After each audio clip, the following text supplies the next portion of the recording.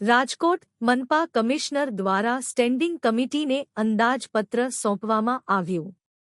નાણાકીય વર્ષ 2026થી 27નું ₹3,595.70 કરોડ રૂપિયાનું અંદાજપત્ર સોંપવામાં આવ્યું.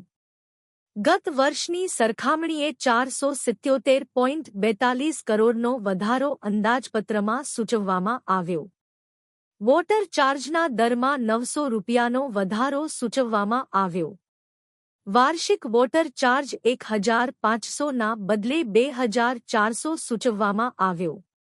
ડોર ટુ ડોર ગાર્બેજ કલેક્શનના ચાર્જમાં 436 રૂપિયાનો વધારો સૂચવવામાં આવ્યો. ગાર્બેજ કલેક્શન ચાર્જ 365થી વધારી 800 રૂપિયા સૂચવવામાં આવ્યો. આગામી સમયમાં સ્ટેન્ડિંગ કમિટી દ્વારા અભ્યાસ કર્યા બાદ અંદાજપત્રમાં જરૂરી સુધારા વધારા કર્યા બાદ બજેટ સ્ટેન્ડિંગ કમિટીમાં મંજૂર કરવામાં આવશે.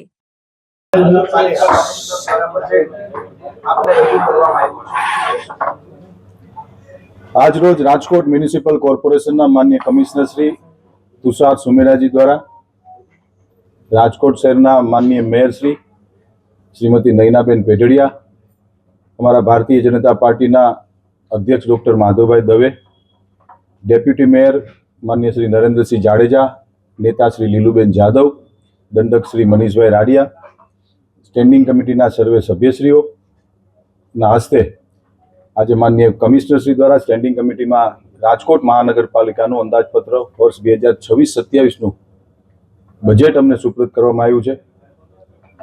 છેલ્લા 50 વર્ષથી રાજકોટ શહેરના નગરજનો દ્વારા ભારતીય જનતા પાર્ટીના અમે સૌ કાર્યકર્તાઓને જે જવાબદારી, અમે આને સત્તાનું માધ્યમ નથી ગણતા, જ્યારે અમે જવાબદારી ગણીએ છીએ, અમને જે સેવાનો મોકો આપ્યો છે, કુલ મિલાવીને કહી શકાય કે આ 52મું બજેટ રાજકોટ શહેરના મહાનગરપાલિકા દ્વારા અધિકારીશ્રીઓએ પદાધિકારીઓને આપ્યું છે. આજે આ બજેટ જ્યારે મ્યુનિસિપલ કમિશનરશ્રીની એક પરંપરા છે, એક મુજબ જ્યારે આપતા હોય ત્યારે હંમેશા અમે ભારતીય જનતા પાર્ટીના કાર્યકર્તાઓ અમે કહેતા આવ્યા છીએ કે અમે જ્યારે આને સત્તાનું માધ્યમ નથી ગણતા, અમે સેવાનું માધ્યમ ગણી હતી. ત્યારે આ રાજકોટ રંગીલું રાજકોટ છે. આ રાજકોટ મારું એકલાનું નથી, આ રાજકોટ આપણા સૌનું રાજકોટ છે.